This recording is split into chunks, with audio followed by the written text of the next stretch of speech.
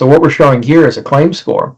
And when we get to the 3C analysis, right, we can leverage that warranty advisor that knows everything about your contracts to say, or your OEM policy, is that you can go into here and say, okay, are the 3Cs covered? What should be the causal part? What's the loss code?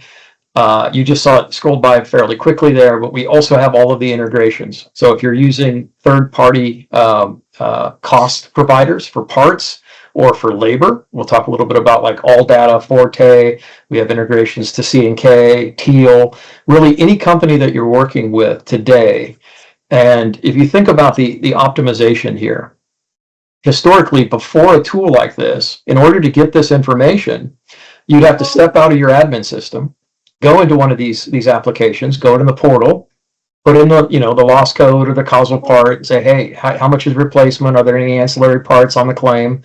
And then pull that information back in to check the claim. Anyway, the idea is that you get in one single pane of glass everything about that claim that we can pull forward. So if you look at cost prediction, right, this is one of those examples I was talking to you about.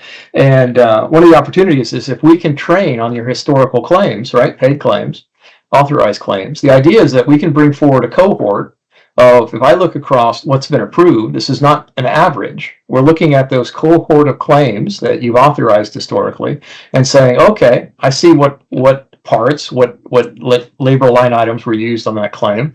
And then we can use current costs, right, across all of those line items and say, this is what we would predict.